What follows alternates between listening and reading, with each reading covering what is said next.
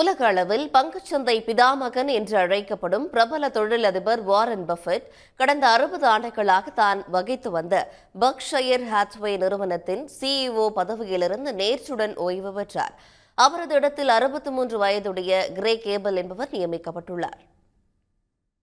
95 வயதாகும் பிரபல தொழிலதிபர் வாரன் பஃபெட் பெர்க்ஷயர் ஹாத்வே நிறுவனத்தின் தலைமை செயல் அதிகாரியாக பணியாற்றி வந்தார்.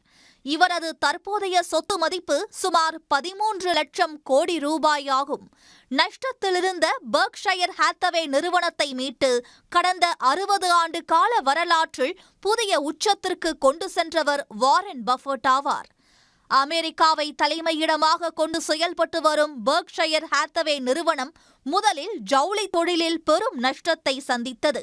அப்போது 1962ஆம் ஆண்டில் இந்த நிறுவனத்தின் பங்குகளை வாரன் பஃபெட் வாங்கினார்.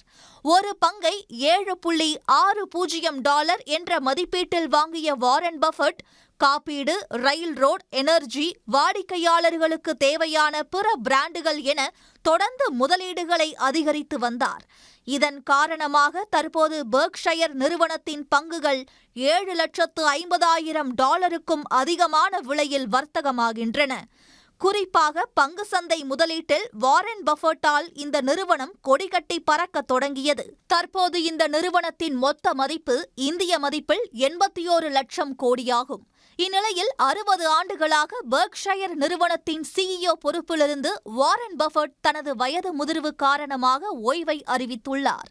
எனினும் தற்போதும் நிறுவனத்தின் தலைவராக தொடரும் வாரன் பஃபெட் புதிய சிஇஓ கிரெக் ஏபலுக்கு ஆலோசனை கூறவும் அன்றாட பணிகளை கவனிக்கவும் தினசரி அலுவலகம் வந்து செல்ல திட்டமிட்டுள்ளதாக அறிவிக்கப்பட்டுள்ளது. உடனுக்குடன் செய்திகளை தெரிந்து கொள்ள சன் நியூஸ் பெல் ஐகானை கிளிக் பண்ணுங்க.